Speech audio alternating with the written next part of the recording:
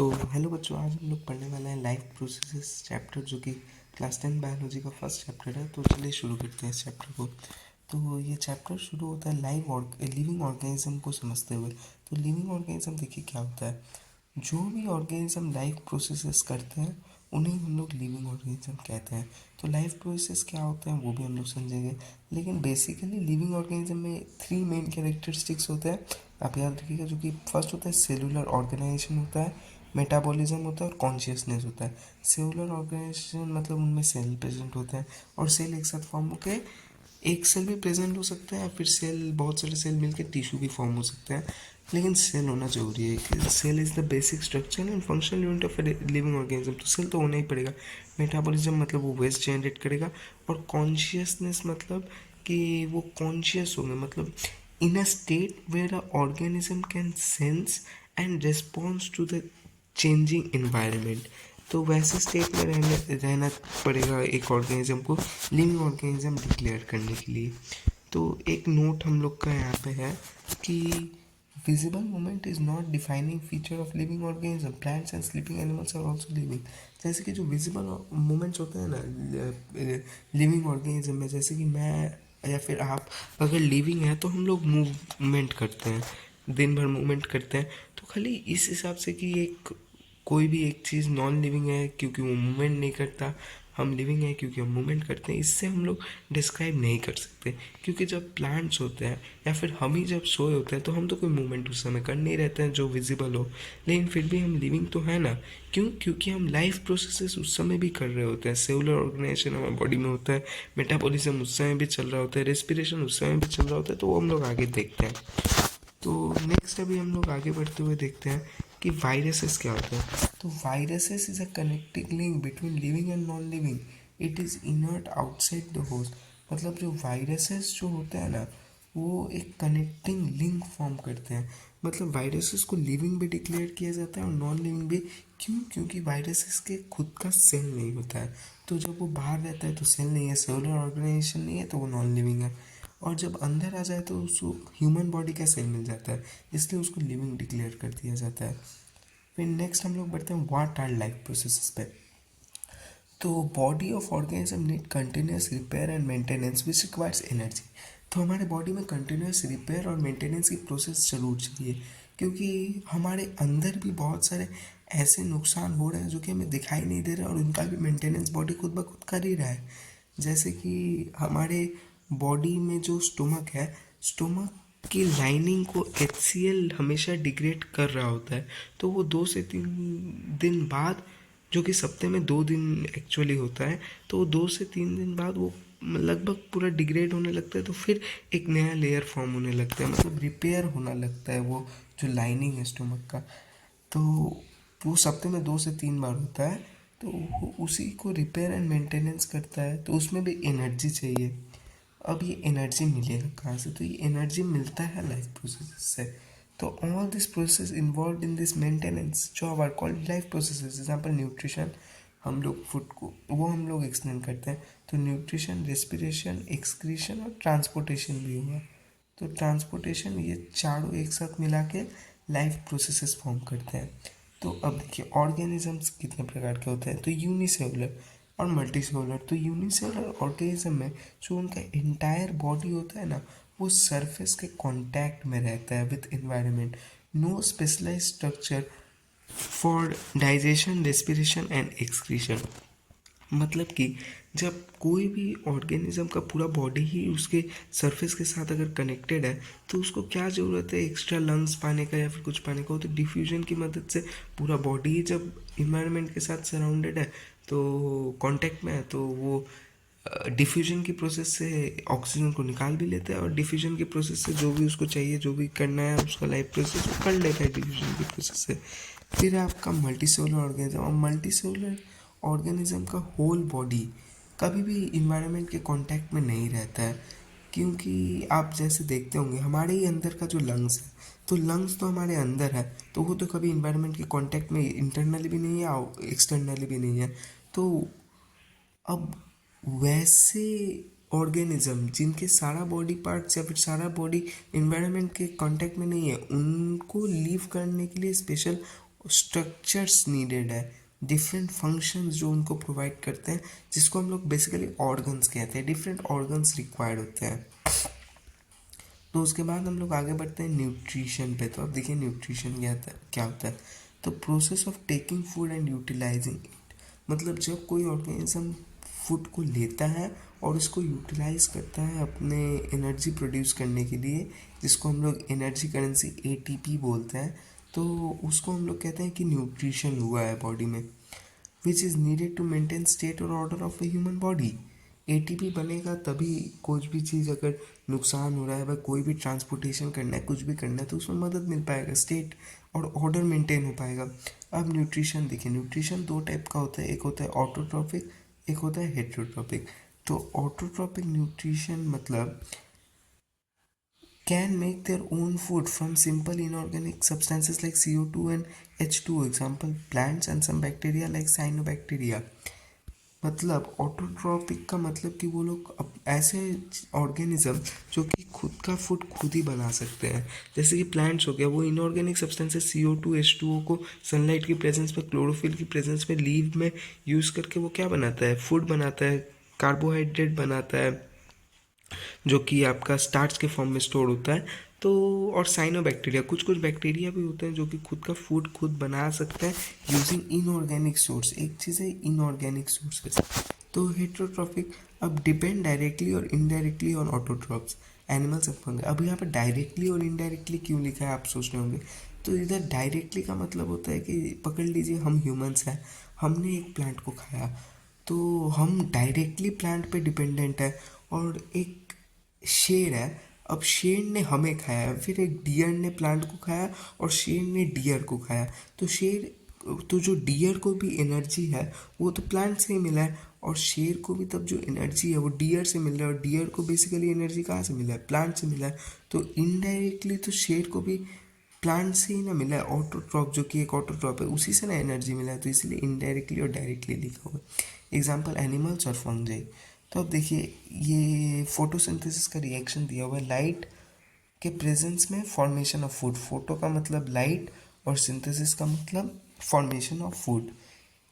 तो अब CO2 H2O, sunlight और क्लोरोफिल, जैसे कि मैंने कहा सनलाइट और क्लोरोफिल के प्रेजेंस में C6H12O6 6O2, ये बैलेंसिंग आप लोगों को थोड़ा केमिस्ट्री में देख लीजिएगा, बैलेंसिंग अभी सिखाया जाऊँगा तो बहुत टाइम लगेगा। और 6H2O, जैसे यहाँ पे 6 कार्बन, यहाँ पे 12×2 = 24, यहाँ पे 12 और यहाँ पे 14×12 24 हाइड्रोजन। तो ये इक्वेशन बैलेंस करके दिया हुआ है बेसिकली। तो ये है आपका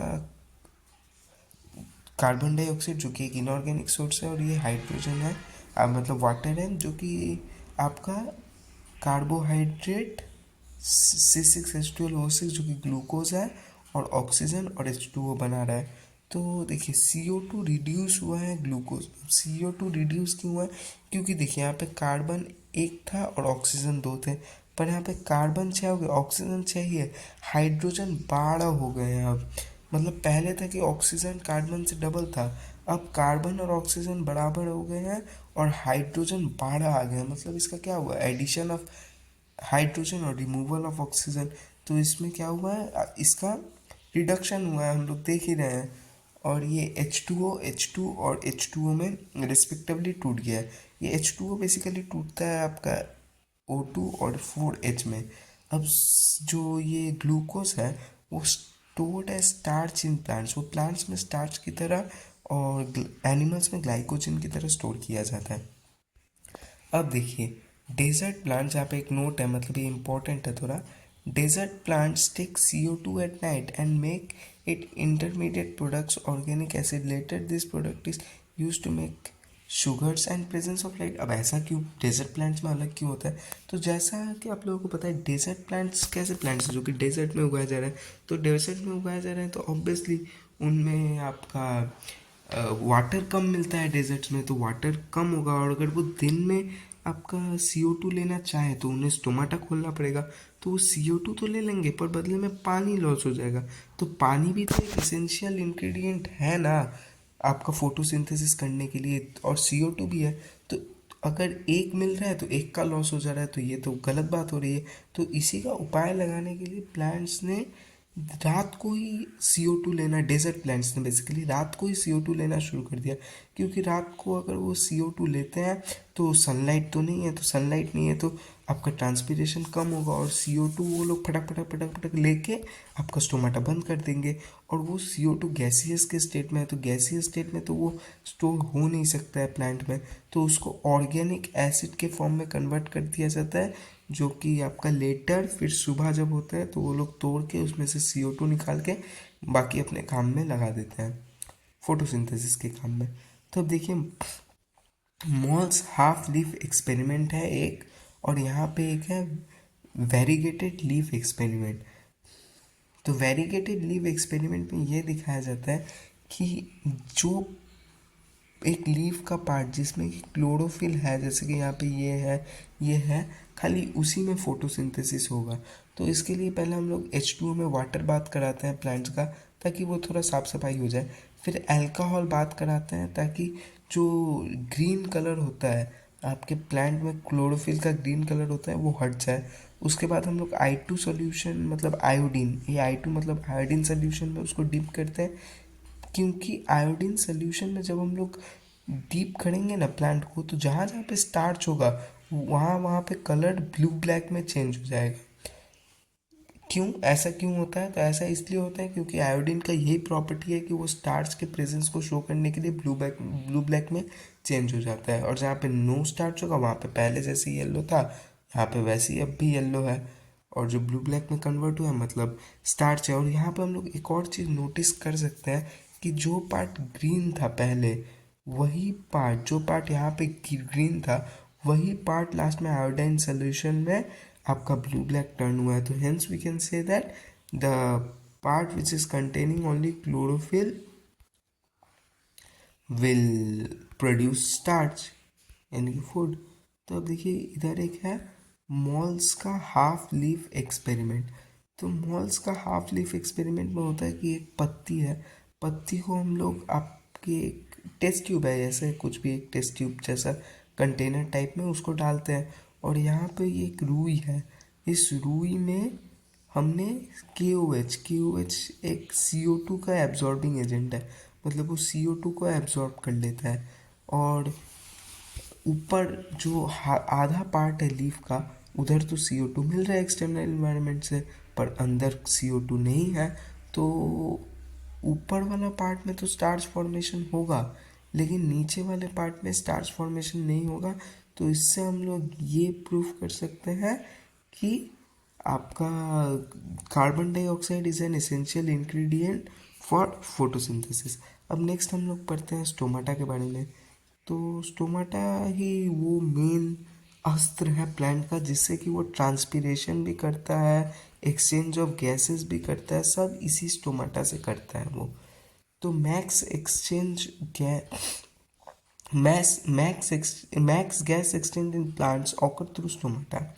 अब गार्ड सेल, स्टोमाटल पोर, क्लोरोप्लास्ट, ये जो है ये पार्ट, इसको हम लोग कहते हैं गार्ड सेल। स्टोमाटल पोर, ये अंदर का जो पोर है, ये छोटा हो चाहे बड़ा हो कुछ भी हो, पोर तो है, इसको हम लोग स्टोमाटल पोर बोलते हैं। और क्लोरोप्लास्ट मतलब ये जो क्लोरोप्लास्ट में क्लोरोफिल रहता है, तो अगर इसमें भी क्लोरोफिल है तो क्या हम लोग कह सकते हैं कि गार्ड सेल में भी फोटोसिंथेसिस होता है? तो हाँ, गार्ड सेल में भी फोटोसिंथेसिस होता है। ये आपका बोर्ड पॉइंट ऑफ व्यू से थोड़ा इंपॉर्टेंट बन जाता है, इसका कभी कभी डायग्राम MCQ में आ जाता है, पूछ लेता है, और कभी कभी आपको ड्रॉ करने के लिए भी 2 नंबर में आ जाता है। तो देखिए, अगर इधर स्टोमाटा के जो गार्ड सेल है उन्होंने H2O को एब्जॉर्ब किया है, तो वो ओपन हो गया, स्वेल हो गया, और जब वो H2O को लॉस करेंगे तो वो श्रिंक हो जाएंगे, क्लोज्ड हो जाएंगे। तो अगर वो ओपन हो गए हैं तो वो एक्सचेंज ऑफ गैसेस करेंगे, वो क्लोज्ड हो गए हैं तो एक्सचेंज ऑफ गैसेस नहीं होगा। तो नेक्स्ट हम आगे बढ़ते हैं। Plant absorbs H2O and minerals like N, P, nitrogen, iron, magnesium, potassium from soil via roots. तो जो प्लांट्स होते हैं वो अपने रूट्स से मिनरल्स को भी एब्जॉर्ब करते हैं, नाइट्रोजन, पोटेशियम, मैग्नीशियम, आयरन। लेकिन प्लांट डायरेक्ट नाइट्रोजन को नहीं यूज़ कर पाता है, तो उसी को नाइट्रेट और नाइट्राइट में कन्वर्ट करते हैं, जो कि अलग अलग नाइट्रोजन के ही प्रोडक्ट होते हैं, नाइट्रेट और नाइट्राइट, उनमें कन्वर्ट कर देते हैं। अब न्यूट्रिशन इन एमोइबा हम लोग करते हैं। तो न्यूट्रिशन इन एमोइबा और nutrition in paramecium, nutrition in paramecium, इसका आप लोग हमेशा ध्यान रखिएगा क्योंकि इसके डिफरेंसेस बहुत बार एग्ज़ाम में पूछे जाते हैं। तो न्यूट्रिशन इन एमोइबा को अगर हम लोग समझे तो देखिए ये एक एमोइबा है। एमोइबा में सेल वॉल नहीं होता है, तो अगर सेल वॉल नहीं है तो उसमें स्यूडोपोडिया है, मतलब उसके सेल इधर उधर इलोंगेट करके मूव कर सकते हैं जिससे कि वो अपना फूड कैप्चर करता है और इंगल्फ करता है। जैसे कि न्यूक्लियस है, ये जो है ये ब्लैक कलर का पार्ट आप लोगों को दिख रहा है बीच में, ये उसका न्यूक्लियस है। और ये एक फूड पार्टिकल है, तो ये स्यूडोपोडिया से उस फूड पार्टिकल को पकड़ा, इंगल्फ किया, एक वैक्यूल फॉर्म किया और उस वैक्यूल के अंदर डाइजेस्ट करके यहाँ से मतलब उसको इजेशन कर दिया। अब हेट्रोट्रॉपिक न्यूट्रिशन क्या होता है इसको हम लोग बाद में पढ़ते हैं, पहले हम लोग न्यूट्रिशन इन पैरामीशियम को समझ लेते हैं। तो न्यूट्रिशन इन पैरामीशियम में देखिए क्या हो रहा है। तो यूनिसेलुलर है पैरामीशियम फर्स्ट बात, और हैव डिफाइंड स्लीपर शेप। इसको अगर हम लोग पूरा बनाए ना तो ये कुछ ऐसे बनता है। तो ये आपका स्लीपर शेप, मम्मी की चप्पल होती है ना, चप्पल चप्पल के शेप का लग ही रहा है दिखने में भी। तो food is move by cilia and taken by a special spot called cytostome. ये बहुत ही इंपॉर्टेंट हो जाता है। जैसे कि ये जो सीलिया होता है ना, ये सीलिया एक हेयर लाइक स्ट्रक्चर होता है जो पैरामीशियम में ही स्पेशली रहते हैं, जिससे कि वो पानी में रहता है। पैरामीशियम एक एक्वाटिक एनिमल मतलब माइक्रो ऑर्गेनिज्म है, तो वो यूनिसेलुलर माइक्रो ऑर्गेनिज्म है, तो वो सीलिया की मदद से मूवमेंट कर पाता है, फूड तक जा पाता है, फूड को इंटेक्ट कर पाता है और फूड को अपने ये जो ओपनिंग है जिसको हम लोगों ने सिस्टम कहा है उस तक ले जाता है। क्योंकि पैरामीशियम के पास सेल वाल होता है, तो वो अपने ऐसे करके फोल्ड करके अपने सेल वाल को वो कभी भी स्यूडोपोडिया जैसा नहीं कर पाता। उसके पास एक स्पेशल ओपनिंग रहता है, जैसे हमारे पास माउथ, उसके पास सिस्टोम रहता है। और ये एक एनल स्पोर रहता है जिससे कि वो मतलब बाहर निकाल देता है, इजेस्ट कर देता है जो भी खाया पिया। इसको कहते हैं सिस्टोप्रोक्ट, इसको सिस्टोम, इसको सिस्टोप्रोक्ट। और बाकी उतना इम्पोर्टेंट ये नहीं है। आप हेट्रोट्रॉपिक न्यूट्रिशन अब हम लोग पढ़ते हैं। तो हेट्रोट्रॉपिक न्यूट्रिशन पे फंगाई, एनिमल्स, पैरासाइट्स। तो फंगाई सैप्रोफाइटिक न्यूट्रिशन शो करता है।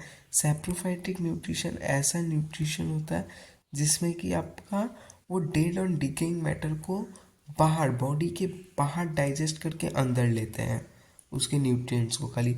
और एनिमल्स होलोजोइक न्यूट्रिशन शो करते हैं जिसमें कि वो बाहर अंदर खाने को पहले लेते हैं, first first they ingest then digest, उसके बाद कसकटा। अब parasites Cuscuta, teak, Leach, tapeworm, ये सब एक होस्ट के बॉडी पे लीव करता है और उससे अपने न्यूट्रिशन को ड्रॉ कर लेता है, कोई काम नहीं है ये लोग का। अब different organism have different modes, अलग अलग ऑर्गेनिज्म का अलग अलग मोड्स। आपका किस चीज़ का मोड? न्यूट्रिशन लेने का मोड। तो अब हम लोग देखते हैं path of food in humans. Basically ये है इन ह्यूमंस। तो ह्यूमंस में आप देखिए पाथ ऑफ फूड कैसे रहता है। तो पहले तो फूड जाता है आपका माउथ में, माउथ से वो जाता है बकल कैविटी में, और माउथ में जाते ही उसका एंट्री पॉइंट होता है फर्स्ट पॉइंट। बकल कैविटी में टीथ रहता है और टंग रहता है। टीथ और टंग रहता है, जो कि टीथ आपका हेल्प करता है क्रश करके उसको स्मॉल पार्टिकल में तोड़ने के लिए, मतलब स्मॉल छोटे छोटे छोटे रहते हैं, जितना फिजिकली छोटा किया जा सकता है उतना वो कर देता है। केमिकली तो अंदर होता है एंजाइम्स की मदद से, बाहर फिजिकली हो जाता है। और मेक्स, और टंग क्या करता है? टंग करता है makes food soft by mixing it to saliva. तो सलाइवा के साथ मिक्स करके फूड को सॉफ्ट बना देता है। और एक बात, ये जो सलाइवा होता है ना, सलाइवा में आपका रहता है सलाइवरी एमाइलस, सलाइवरी एमाइलस, जो कि आपका जो स्टार्च रहता है, स्टार्च को मेल्टोज में कन्वर्ट करता है, स्टार्च को मेल्टोज में, ये बात याद रखना, स्टार्च को मेल्टोज में कन्वर्ट करता है सलाइवरी एमाइलस। एमाइलस शब्द कहीं पे भी आएगा तो समझ जाना स्टार्च को कुछ ना कुछ में तो कन्वर्ट कर ही रहा है। स्टार्च को सिंपलर प्रोडक्ट में कन्वर्ट किया जाता है। स्टार्च को जब एमाइलस नाम का शब्द आएगा बेसिकली मेल्टोज में किया जाता है। तो उसके बाद फेरिंग्स, बकल कैविटी के बाद फेरिंग्स। फेरिंग्स एक कॉमन ओपनिंग है फॉर फूड एंड एयर। हाँ, यहाँ पे लिखा ही है डाइजेस्ट स्टार्च हैज एमाइलस। तो यहाँ पे देखिए, उसके बाद फेरिंग्स के बाद ओइसोफेगस। ओइसोफेगस फूड पाइप जिसको हम लोग कहते हैं। फूड पाइप का बेसिकली कोई काम तो होता नहीं है, वो जस्ट इंटरकनेक्ट करता है फेरिंग्स और स्टोमक को। उसके बाद स्टोमक बहुत ही इम्पोर्टेंट काम है इसका। Have gastric glands, make pepsin, HCl और म्यूकस। तो पेप्सिन डाइजेस्ट प्रोटीन करता है। HCl provide acidic atmosphere for the action of pepsin. Pepsin acidic medium में ही काम करता है, जो कि HCl उसको प्रोवाइड कर देता है। और म्यूकस, म्यूकस ये HCl एक एसिड है, बहुत ही हाईली कोरोसिव रिएक्टिव एसिड है। तो वो हमारे स्टोमक लाइनिंग को जल्द से जल्द ना बर्बाद कर दे, जो कि 2-3 दिन में वो म्यूकस होने के बावजूद भी बर्बाद कर ही देता है, लेकिन फिर भी जल्द से जल्द ना कर दे, इसलिए थोड़ा बहुत म्यूकस प्रेजेंट रहता है। उसके बाद small intestine. Small intestine coiled रहता है, और स्मॉल इंटेस्टाइन बहुत ही ज़्यादा कॉइल्ड रहता है। लार्ज इंटेस्टाइन एब्जॉर्ब H2O, इसमें H2O का एब्जॉर्प्शन होता है। मेन डाइजेशन होता है सबका स्मॉल इंटेस्टाइन में। और स्पिंस्टर होते हैं जो हमारे विल से चलते हैं, मतलब विल, हमारे विल से कंट्रोल कर पाते हैं हम लोग उसे। एक गेट रहता है जैसे। और एनस, एनस है end point where it regulates by sphincter. जैसे कि स्पिंस्टर नहीं होता तो जब तक हम लोग को सुसु आता है और सुसु हो भी जाता है, लेकिन ऐसा नहीं होता है क्योंकि हमारे पास स्पिंस्टर है जो कि हमें रोक के रख सकता है हमारे विल पावर को। तो अब डेंटल केयरिस, टूथ डिके। तो bacteria with food stick on teeth and secrete acids that demineralize animals. तो हमारे दांत के ऊपर जब हम लोग खाना खाते हैं उसके साथ बहुत सारे बैक्टीरिया भी चले जाते हैं। वो बैक्टीरिया हमारे दांत के ऊपर जो भी फूड पार्टिकल्स रहते हैं उसको ब्रेक डाउन करके प्लैग्यू फॉर्म कर लेता है, और वो प्लैग्यू हमारे दांत को डिमिनरलाइज कर देता है इनेमल को, इनेमल पे अटैक करके।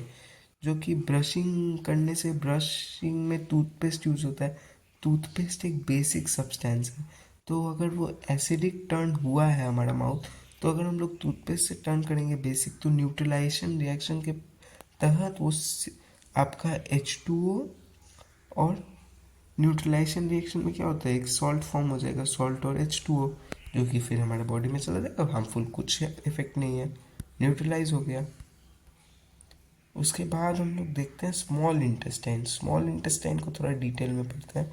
तो ये पकड़ लीजिए स्मॉल इंटेस्टाइन है। तो स्मॉल इंटेस्टाइन में इंटेस्टाइनल जूस है ये सब। ये जो भी है ये इंटेस्टाइनल जूस है, जो कि स्मॉल इंटेस्टाइन भी कुछ जूसेस रिलीज करते हैं। इंटेस्टाइनल जूस खैर वो उतना इम्पोर्टेंट नहीं है। बेसिकली यह है कि इधर लीवर रहता है, लीवर आपका बाइल सिक्रीट करता है, गॉल बाइल सिक्रीट करता है, और वो बाइल स्टोर रहता है गॉल ब्लैडर में। गॉल ब्लैडर लेटर उसको जब स्मॉल इंटेस्टाइन में खाना पहुंचता है तो डाल देता है। बाइल क्या करता है, emulsification of fat, fat globule जो बड़े बड़े हैं उनको छोटे में तोड़ देता है, जिस पे कि एंजाइम्स बेटर एक्ट करेंगे। तो पैनक्रियास एंजाइम्स रिलीज करता है। तो पैनक्रियास एंजाइम रिलीज करता है जैसे कि लाइपेज हो गया और ट्रिप्सिन हो गया। और एल्कलाइन पीएच चाहिए होता है एक्ट करने के लिए, जो कि उसे मिल जाता है। कैसे मिल जाता है, तो पैनक्रियाटिक एमाइलस से उसको मिल जाता है। और लाइपेज क्या करता है, लाइपेज फैट को डाइजेस्ट करता है। जो यहाँ पे फ्लैट ग्लोबुल टूटा है ना सिंपलर फैट में, उन उन सिंपलर फैट्स को भी ये तोड़ देता है और छोटे में तोड़ देता है ये लाइपेज। और ट्रिप्सिन जो ऊपर से सिंपलर प्रोटीन किसने तोड़ा था, पेप्सिन ने स्टोमक में, उन सिंपलर प्रोटीन को और ज़्यादा तोड़ता है आपका ट्रिप्सिन। तो ये हम लोगों का हो गया। नेक्स्ट हम लोग बढ़ते हैं रेस्पिरेशन पे। तो ये एक रेस्पिरेशन का प्रूफ है कि, मतलब एक्सपेरिमेंट है कि रेस्पिरेशन में CO2 जनरेट होता है, इसको प्रूफ करना है। तो CaOH होता है कैल्शियम हाइड्रोक्साइड एक्वस में, जिसको हम लोग स्लेक लाइम बोलते हैं। स्लेक लाइम में अगर हम लोग कार्बन डाइऑक्साइड मिलाते हैं तो CaCO3 और H2O फॉर्म होता है। ये एक डबल डिस्प्लेसमेंट रिएक्शन का एग्जाम्पल है। तो इधर ये सॉल्यूशन को टर्बिड और मिल्की कन्वर्ट कर देता है, मतलब सॉल्यूशन दूधिया हो जाता है, थोड़ा दूध दूध टाइप का है ना, दूधिया उस टाइप का हो जाता है। अब नेक्स्ट देखिए ग्लूकोज। ग्लूकोज एक 6 कार्बन मॉलिक्यूल है। साइटोप्लाज्म में वो पायरोवेट में टूटता है। साइटोप्लाज्म में वो पायरोवेट में टूटता है। पायरोवेट 3 कार्बन मॉलिक्यूल है प्लस एनर्जी। एनर्जी इसमें 2 ATP का इधर जनरेट हो जाता है, ठीक है। इधर 2 ATP का एनर्जी जनरेट हुआ। फिर इधर अगर एब्सेंस ऑफ ऑक्सीजन रहा, यीस्ट में जो कि होता है जनरली देखने को मिलता है, एब्सेंस ऑफ ऑक्सीजन रहा तो वो आपका इथेनॉल जो कि C2H5OH इसका फॉर्मूला है। C2H5OH मैं लिख देता हूँ, बना दे रहा हूँ। तो C2H5OH इसका फॉर्मूला है इथेनॉल। कार्बन डाइऑक्साइड CO2 और एनर्जी रिलीज होता है, बहुत ही कम एनर्जी रिलीज होता है इसमें। और अगर लैक ऑफ ऑक्सीजन रहा ह्यूमंस में, मसल सेल में जब हम लोग कसरत करते हैं तो लैक्टिक एसिड फॉर्म होता है और एनर्जी फॉर्म होता है, वो भी बहुत ही कम एनर्जी फॉर्म होता है। और लैक्टिक एसिड फॉर्म हो जाता है जो कि 3 कार्बन मॉलिक्यूल है, तो और कार्बन बचा ही नहीं, तो कार्बन डाइऑक्साइड फॉर्म नहीं होता है।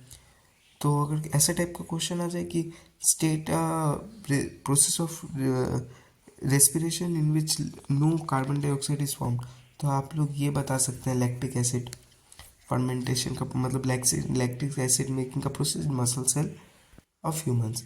उसके बाद presence of oxygen in mitochondria में कार्बन डाइऑक्साइड, वाटर और एनर्जी। एनर्जी इसमें बहुत ज़्यादा बनता है, बहुत ज़्यादा एनर्जी बनता है। और ये एनर्जी किस में बनता है, तो ATP में बनता है। अब ATP एक एनर्जी करेंसी है जो कि स्टोर करके रखते हैं एनर्जी। जब भी हमें एनर्जी की ज़रूरत होती है ना, तो हम लोग हमारे बॉडी ATP को तोड़ के ADP, एडिनोसाइन डाइफॉस्फेट को तोड़ के ADP, और एडिनोसाइन डाइफॉस्फेट और फॉस्फेट आयन एक को अलग कर लेता है, और ये ब्रेकिंग डाउन। अब ATP अपने अंदर पकड़ लीजिए बहुत ही बड़ा एक्सप्लोसिव मटेरियल है, बॉम्ब। एक बॉम्ब दिखने में कितना छोटा सा होता है, लेकिन जब हम लोग फेंकते हैं और वो फटता है तो कितना एनर्जी एक्सप्लोड कर देता है। उसी तरह ATP बहुत ही छोटा सा है, लेकिन जब वो फटता है ना तो 30.5 kg mole energy kilo joule mole energy वो जनरेट करता है। 30.5 किलो जूल पर मोल एनर्जी जनरेट कर देता है जब वो ATP और PI में, मतलब एडिनोसाइन डाइफॉस्फेट और फॉस्फेट आयन में टूटता है, और वो ब्रोकन किया जाता है और हमारे सारे बॉडी फंक्शंस के लिए यूज़ किया जाता है। उसके बाद हम लोग पढ़ते हैं O2 is needed for respiration. हमारे बॉडी में O2 तो चाहिए रेस्पिरेशन के लिए, तो it need to be inhaled enter in plants via stomata. हमारे अंदर तो वो ब्रीथिंग से एंटर होता है और प्लांट्स के अंदर वो स्टोमाटा से एंटर होता है। तो डे टाइम में प्लांट्स क्या करते हैं, O2 को रिलीज करते हैं, क्योंकि CO2 जो रेस्पिरेशन से उनमें बना है उसको तो वो लोग फोटोसिंथेसिस में ही यूज़ कर लेते हैं ना। नाइट टाइम में CO2 जो कि रेस्पिरेशन से बनता है, ये CO2 कहाँ से है, रेस्पिरेशन प्लांट भी तो करते हैं ना, प्लांट में भी तो एनर्जी चाहिए ना। तो वो रेस्पिरेशन से करके जो CO2 रिलीज करते हैं वो तो फिर हमारे कोई यूज़ का नहीं रहता है, मतलब दिन प्लांट के कोई यूज़ में तो नहीं आता है ना, वो फोटोसिंथेसिस रात को हो ही नहीं रहा है तो वो रिलीज़ कर देते हैं। इसीलिए जनरली कहा जाता है कि रात को प्लांट मतलब पेड़, बड़े बड़े पेड़ों के नीचे नहीं बैठा जाता है, जैसे कोई भूत नहीं रहता है, बस यही CO2 ही रहता है। एनिमल्स, अब एनिमल्स देखिए, एक होता है टेरेस्ट्रियल एनिमल्स, एक होता है एक्वाटिक एनिमल्स। अब टेरेस्ट्रियल एनिमल्स वो एनिमल्स होते हैं जो कि आपके O2 को एयर से लेते हैं और वो ग्राउंड पे रहते हैं और O2 एयर से लेते हैं। और aquatic animals take dissolve O2 from H2O। अब वाटर में रहते हैं, मतलब पानी में रहते हैं, समुद्र में रहते हैं, तो वो H2O में जो ऑक्सीजन डिजॉल्व है जो कि बहुत ही कम है, उधर ही से अपना ऑक्सीजन लेते हैं। इसीलिए aquatic animals faster breathing rate रहता है, क्योंकि उनका जो पानी में ऑक्सीजन है वो बहुत ही कम है, डिजॉल्व, तो जल्दी जल्दी जल्दी जल्दी लेना पड़ेगा ना ज़्यादा लेने के लिए, और क्या कर सकते हैं। उसके बाद हम लोग पढ़ते हैं रेस्पिरेशन इन टेरेस्ट्रियल ऑर्गेनिज्म। तो रेस्पिरेशन के लिए पहले तो रेस्पिरेशन से नॉस्ट्रिल से हम लोग ब्रीथ करते हैं तो नॉस्ट्रिल में जाता है, नॉस्ट्रिल से वो फिर पैसेज में जाता है, पैसेज मतलब वो ट्रैक्ट, नॉस्ट्रिल से ऊपर गया, नॉस्ट्रिल नेसल पैसेज में गया, नेसल पैसेज से ट्रैकिया में गया, मतलब ट्रैकिया में जाने से पहले फेरिंग्स में जाता है, फेरिंग्स एक कॉमन पैसेज है फॉर बोथ फूड एंड वो, फिर फेरिंग्स से जाने के बाद आपका वो लैरिंग्स में गया, लैरिंग्स वॉइस वॉक है जिसमें तो एयर चाहिए ना, तभी तो हम लोग बोल पा रहे हैं, मैं उतने देर से जो बोल रहा हूँ, तो एयर तो जा जा रहा है ना, जो एयर के वाइब्रेशन से मेरी आवाज़ निकल रही है, तो फेरिंग्स, उसके बाद पहले नॉस्ट्रिल, नेसल पैसेज, फेरिंग्स, फिर लैरिंग्स जिसके वॉइस बॉक्स कहते हैं, फिर ट्रैकिया, फिर ब्रोंकाई, फिर ब्रोंकायोल्स, फिर एल्वियोलाई। तो अब जो पैसेज होता है उसमें म्यूकस रहता है और हेयर रहता है। तो ये म्यूकस और हेयर क्या करता है, हेयर आपका जो भी हम लोग अब डस्ट भी तो इनहेल कर रहे हैं ना, जो बड़े बड़े पार्टिकल्स होते हैं उनको वो हेयर रोक लेता है, और म्यूकस धीरे धीरे उनमें जम के उसको ऊपर लाइनिंग में लगा देता है, जो कि इरिटेशन फील होता है, तो हम लोग छींक मारते हैं तो बाहर आ जाता है। अब throat has cartilaginous rings of cartilage, जो कि एक सपोर्ट फॉर्म करता है, मतलब वो जस्ट एक सपोर्ट है जो कि कोलैप्स, जो पैसेज है वो कोलैप्स करने से बचाता है। अब लंग्स में एल्वियोलाई रहता है, एल्वियोलाई का सरफेस एरिया बहुत ज़्यादा रहता है, तभी तो इतना एक्सचेंज ऑफ गैसेस हो पाता है ना। तो ये हो गया। अब इनहेलेशन, ये ब्रीथिंग का पार्ट है, इनहेलेशन और एक्सहेलेशन। इनहेलेशन में डायफ्राम मूव्स डाउन, डायग्राम देखिए ऐसे रहता है, इनहेल जब हम लोग करते हैं तो ऐसे एकदम फ्लैट हो जाता है, ऐसे से ऐसे हो रहा है, तो डायफ्राम मूव डाउन हो रहा है, और चेस्ट बड़ा हो जाता है, मतलब एकदम चेस्ट बहुत ही ज़्यादा मतलब सामने की ओर आ जाता है, वो proud to be Indian army वाला सीन हो जाता है। और एक्सहेलेशन में diaphragm relaxes, chest cavities go back to original position, मतलब डायग्राम रिलैक्स हो गया, चेस्ट कैविटी अपने ओरिजिनल पोजीशन में चला गया, और जो लंग्स है वो भी अपने ओरिजिनल पोजीशन में चला जाता है। फिर haemoglobin is the respiratory pigment of RBC, transport O2 provide red colour to the blood. तो हेमोग्लोबिन ह्यूमंस में रेस्पिरेटरी पिगमेंट है, वो O2 ट्रांसपोर्ट करता है और प्रोवाइड करता है red colour to the blood. अब ट्रांसपोर्टेशन इन ह्यूमन बींग्स वो तो हो गया, रेस्पिरेशन इन टेरेस्ट्रियल ऑर्गेनिज्म ये हम लोगों ने पढ़ लिया कैसे रेस्पायर करता है, हम लोग पढ़ते हैं कैसे ट्रांसपोर्टेशन होता है। तो ट्रांसपोर्टेशन के लिए हमारे पास होता है ब्लड, ब्लड वेसल्स और हार्ट। तो ब्लड वेसल्स और हार्ट, तो ब्लड पढ़ते हैं तो ब्लड में रहता है plasma, cell diffused in it, fluid medium, transport nutrients O2 CO2 waste by plasma. तो जो ऑक्सीजन रहता है वो तो आरबीसी, रेड ब्लड सेल, जो कि ब्लड का ही पार्ट है, उससे ट्रांसपोर्ट हो जाता है, बाकी जो न्यूट्रिएंट CO2 और जो भी चीज़ें रहती है ना वो प्लाज्मा, जो कि ब्लड का और एक कंपोनेंट है, उससे ट्रांसपोर्ट होती है। अब vessels, artery veins capillaries, blood vessels basically, artery veins capillaries, arteries blood towards organs ले जाती है, मतलब अवे फ्रॉम हार्ट, और वेन्स टूवर्ड्स हार्ट लेके आती है। तो अवे फ्रॉम हार्ट लेके जाएगा तो प्रेशर हाई रहेगा, टूवर्ड्स हार्ट लेके आएगा तो प्रेशर लो रहेगा। कैपिलरीज थिनेस्ट एक्स मतलब थिनेस्ट है और एक्सचेंज प्रोवाइड करती है बिटवीन जो आर्टरी है और वेन्स है उनके बीच में। और आपका जो लिम्फ है, लिम्फ और आरबीसी और वेन्स, इन तीनों के बीच में भी वही, अब हम लोग पढ़ेंगे लिम्फ क्या होता है।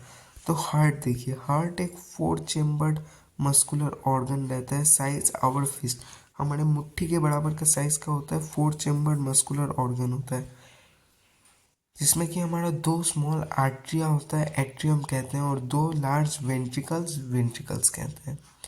तो फिश में ये आप याद रखना, फिश में 2 चेम्बर्ड हार्ट होता है, एम्फीबियंस में 3 चेम्बर्ड, बर्ड्स में 4 चेम्बर्ड, और आपका सिंगल सर्कुलेशन होता है फिशेस में। फिशेस में क्या होता है पता है, जो सर्कुलेशन होता है ना वो हार्ट में ब्लड रहता है, मतलब ब्लड आता है, हार्ट से, जैसे कि ह्यूमंस में क्या होता है, ब्लड कहाँ पे पंप हो जाता है, हार्ट से लंग्स में, लंग्स से फिर वो ऑक्सीजनेटेड होके आता है। पर अब यहाँ पे जो फिशेस है, फिशेस का लंग्स क्या है, लंग्स तो है नहीं, गिल्स है। तो हार्ट से गिल्स में चला जाता है और गिल्स में ऑक्सीजनेटेड हो जाता है, लेकिन फिर वो हार्ट में नहीं आता है, वो डायरेक्ट गिल्स में जाने के बाद गिल से बॉडी पार्ट्स में ही डायरेक्ट चला जाता है। तो एक ही बार ब्लड आया हार्ट में, तो उसी को हम लोग कहते हैं सिंगल सर्कुलेशन। उसके बाद थ्री चेम्बर्ड हार्ट में इनकम्प्लीट डबल सर्कुलेशन होता है। इनकम्प्लीट डबल सर्कुलेशन मतलब जो डीऑक्सीजनेटेड और ऑक्सीजनेटेड है वो मिक्स हो जाता है दूसरी बार में। और डबल सर्कुलेशन मतलब डबल सर्कुलेशन, दो बार ऑक्सीजनेटेड और डीऑक्सीजनेटेड ब्लड आता है और दोनों सेपरेटेड रहता है बाई सेप्टम, सेप्टम कहते हैं जो दोनों को सेपरेट करता है। अब in humans oxygenated and deoxygenated blood flow separately. तो ये लाओ राडो मतलब एक ट्रिक है, जैसे कि लाओ मतलब लेफ्ट एट्रियम ऑक्सीजनेटेड और राइट एट्रियम डीऑक्सीजनेटेड। तो ये लाओ राडो मतलब, राडो एक कंपनी है घड़ी का, जो कि बहुत बड़ा कंपनी है यार, अमीरों का कंपनी। तो platelets make clot over injury and stop bleeding. और lymph, also called tissue fluid, contain plasma, some cells and few proteins।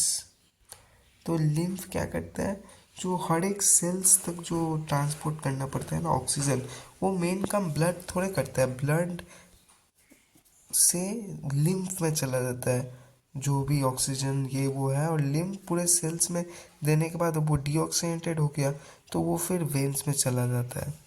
तो यही होता है लिम्फ का काम। It also carries digested and unabsorbed fats from intestine.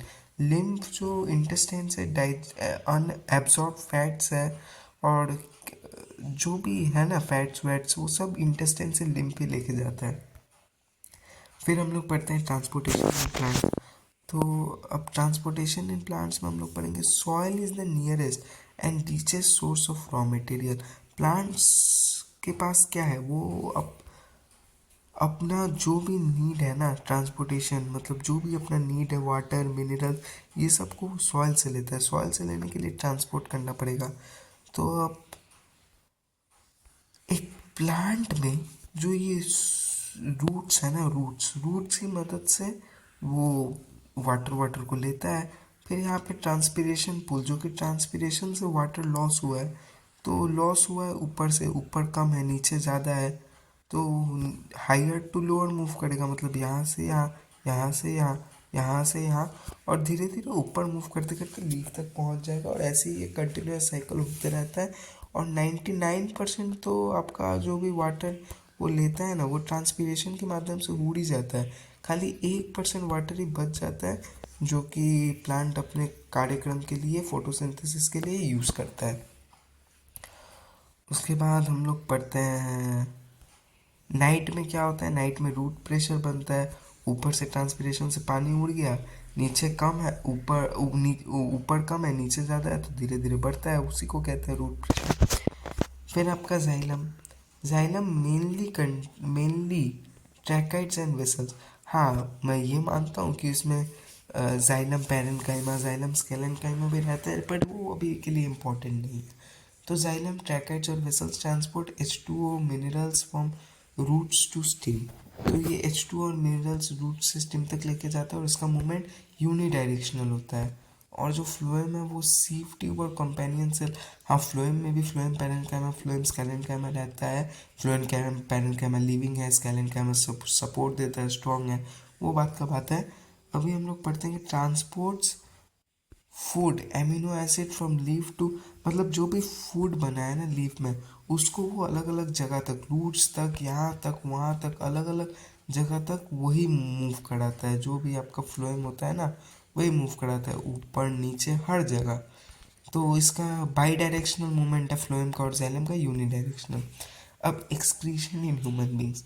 तो excretion क्या होता है, excretion is a process of elimination nitrogenous waste from body. तो नाइट्रोजनस वेस्ट को जब हम लोग बॉडी से एलिमिनेट करते हैं, तो उसी को एक्सक्रीशन कहते हैं। जैसे कि हमारे जो किडनीज हैं, ये बीन शेप्ड किडनीज, जो कि हमारे दो रहते हैं, एक लेफ्ट साइड और एक राइट साइड, जो कि हमारे पीछे पीछे का जो बॉडी का पार्ट है ना, वर्टिबल कॉलम जो बैकबोन है, उसके इधर और उधर मतलब राइट और लेफ्ट दो साइड में दो किडनी रहती हैं। तो ये जो किडनियां हैं, किडनियों के पास एक स्ट्रक्चरल एंड फंक्शनल यूनिट रहता है जिसको नेफ्रॉन्स कहते हैं। Structural and functional unit of kidney are nephrons. और नेफ्रॉन्स आपका शुरू होता है बॉमन कैप्सूल और ट्यूबुलर पार्ट्स, वो मैं आपको समझा देता हूँ। बॉमन कैप्सूल भी समझाता हूँ।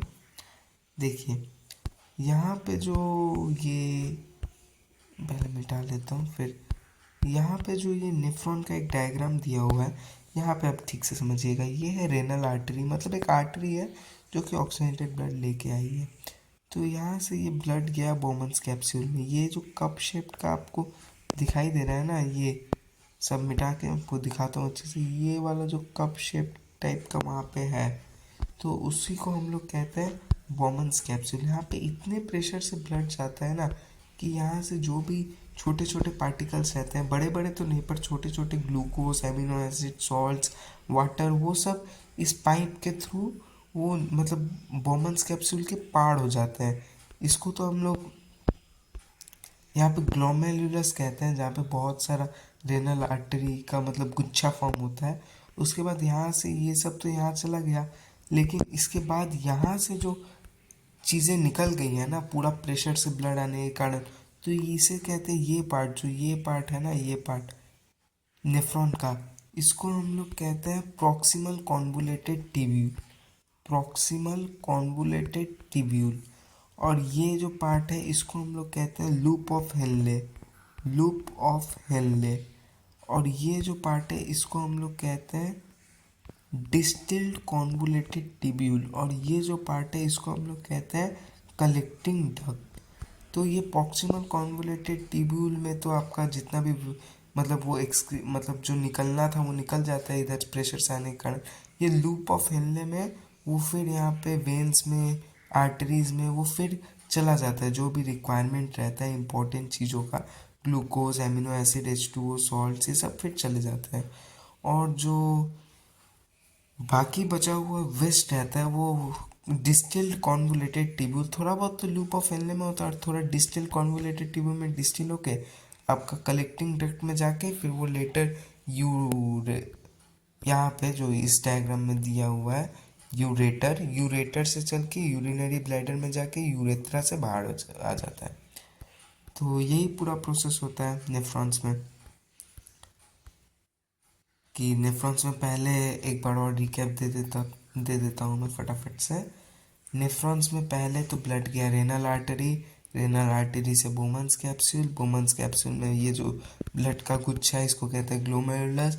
ब्लड में फ्लो तेज होने के कारण वो कुछ कुछ इंपॉर्टेंट चीज़ें, glucose, amino acid, H2O, salts और बहुत सारे नाइट्रोजस वेट्स भी चले जाते हैं, जो कि फिर ये प्रॉक्सिमल कॉन्वुलेटेड ट्यूब्यूल से जाते जाते ये लूप ऑफ हेनले में पहुंचते हैं। लूप ऑफ हेनले में थोड़ा बहुत जो भी इंपॉर्टेंट चीज़ें उनको ले लिया जाता है, और जो अनइम्पॉर्टेंट है नाइट्रोजनस वेस्ट जो टॉक्सिक है, जिसके लिए ये सब हुआ है, मतलब डिस्टिलेशन करना पड़ रहा है, तो उसको फिर डिस्टिल कॉन्वुलेटेड ट्यूब्यूल से कलेक्टिंग डक्ट में भेज दिया जाता है। कलेक्टिंग डक्ट से लेटर वो यूरेटर में चला जाता है, यूरेटर से यूरिनरी ब्लैडर, यूरिनरी ब्लैडर से यूरेथ्रा के थ्रू बाहर। तो अब एक्सक्रीशन इन प्लांट्स हम लोग देखते हैं। तो अब प्लांट्स में एक्सक्रीशन कैसे होता है। तो प्लांट्स में गैस बहुत सारे एक्सक्रीशन होता है ना, जैसे गैसियस एक्सचेंज होता है, वो स्टोमेटल पोर्स से होता है। जैसे कि जब गार्ड सेल फूलते हैं तो वो खोलते हैं तो एक्सचेंज हो जाता है। फिर एक्सेस वाटर ट्रांसपिरेशन, वो भी स्टोमेटल पोर्स से ही होता है। फिर आपका many waste products are even stored in vacuoles. Vacuoles मतलब एक सेल ऑर्गेनरी रहता है प्लांट सेल में, जो कि आपका इन्फिनिटी सोर्स है, मतलब उसमें डालते रहो कचरा, और जब लीफ मतलब फॉल ऑफ होता है तो वो जो कचरा वैक्यूम में स्टोर था वो भी आउट हो जाता है प्लांट से।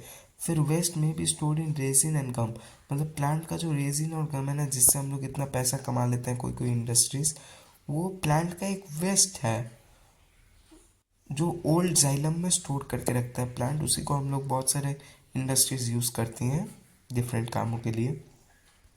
और some waste products are excreted directly in soil. अब कुछ कुछ वेस्ट प्रोडक्ट सॉइल में भी डायरेक्टली एक्सक्रीट कर दी जाती है। तो यहाँ पे ये हमारा चैप्टर ख़त्म होता है। आई होप आप लोगों को मेरा वीडियो अच्छा लगा होगा।